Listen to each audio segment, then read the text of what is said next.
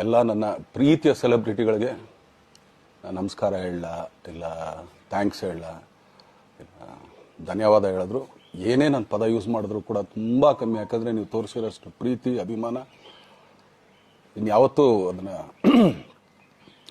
ಅದು ಯಾವ ಥರ ರಿಟರ್ನ್ ಮಾಡೋದು ನನಗೂ ಗೊತ್ತಾಗಲ್ಲ.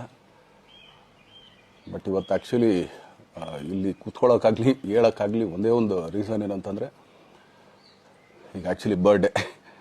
ಯಾಕಂದರೆ ನೀವುಗಳು ತುಂಬ ಆಸೆ ಪಟ್ಟಿದ್ರಿ, ನನಗೂ ತುಂಬಾ ಆಸೆ ಇತ್ತು. ಯಾಕಂದರೆ ಪ್ರತಿಯೊಬ್ಬರನ್ನು ಮೀಟ್ ಮಾಡಿ ಥ್ಯಾಂಕ್ಸ್ ಹೇಳೋಣ ಅಂತೇಳಿ. ಯಾಕಂದರೆ ಪ್ರತಿ ಸಲ ನೀವು ಬಂದಾಗಲೂ ಎಲ್ರಿಗೂ ನಿಂತ್ಕೊಂಡೆ ಆ್ಯಕ್ಚುಲಿ ಕೈ ಕೊಟ್ಕೊಂಡು ಎಲ್ರಿಗೂ ಒಂದು ಥ್ಯಾಂಕ್ಸ್ ಇಲ್ಲ ವಿಷಸ್ ತೊಗೊಳ್ತಾ ಇದ್ವಿ. ಬಟ್ ಈ ಸಲ ಒಂದೇ ಒಂದು ಪ್ರಾಬ್ಲಮ್ ಏನಂತಂದರೆ, ಏನೋ ದೊಡ್ಡ ಪ್ರಾಬ್ಲಮ್ ಅಂತ ನಾನು ಹೇಳ್ತಲ್ಲ, ನನ್ನ ಹೆಲ್ತ್ ಇಶ್ಯೂ ಅಷ್ಟೇ, ಇನ್ನೇನೂ ಇಲ್ಲ. ಯಾಕಂದರೆ ನಾನು ತುಂಬ ಹೊತ್ತು ನಿಂತ್ಕೊಳ್ಳೋಕ್ಕಾಗಲ್ಲ. ಯಾಕಂದರೆ ಏನು ಪ್ರಾಬ್ಲಮ್ ಅಂತ ನಿಮ್ಗಳಿಗೂ ತುಂಬ ಚೆನ್ನಾಗಿ ಗೊತ್ತು. ಯಾಕಂದರೆ ನಿಂತ್ಕೊಂಡು ನಾನು ಆ್ಯಕ್ಚುಲಿ ಎಲ್ರಿಗೂ ವಿಶ್ ಮಾಡೋಕ್ಕೆ ನನ್ನ ಕೈಲಿ ಆಗಲ್ಲ ಅಂತ. ಯಾಕಂದರೆ ಯಾವಾಗ ಇಂಜೆಕ್ಷನ್ ತೊಗೊಳ್ತೀನೋ ಒಂದು 15-20 ದಿನ ಅಲ್ಲಿ ಬಿ ಓಕೆ. ಬಟ್ ಆಮೇಲೆ ಮತ್ತೆ ಅದ್ರ ಪವರ್ ಕಮ್ಮಿ ಆಗ್ತಿರಂಗೆ ಪೇನ್ ಸ್ಟಾರ್ಟ್ ಆಗುತ್ತೆ.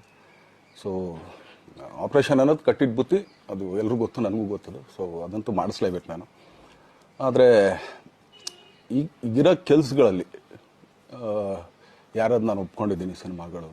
ಸೊ ಯಾಕಂದರೆ ನಾನೆಲ್ಲ ನನ್ನ ನಿರ್ಮಾಪಕರಿಗೂ ಥ್ಯಾಂಕ್ಸ್ ಹೇಳೋಕ್ಕೆ ಇಷ್ಟಪಡ್ತೀನಿ. ಯಾಕಂದರೆ ಇಷ್ಟು ದಿನ ಕಾದರು. ಸೊ ಅದೊಂದು ರೀಸನ್ಗೋಸ್ಕರ ಅವ್ರುಗಳು ಆ್ಯಕ್ಚುಲಿ ಇಷ್ಟು ದಿನ ಕಾದಿದ್ದಾರೆ, ನಾನು ಅವ್ರುಗಳಿಗೆ ಅನ್ಯಾಯ ಮಾಡಬಾರ್ದು. ಯಾಕಂದರೆ ಅವರು ಒಂದು ಏನೇನೋ ಪ್ರಾಜೆಕ್ಟ್ಗಳು ಅಂದ್ಕೊಂಡಿರ್ತಾರೆ ಅಂಥೇಳಿ.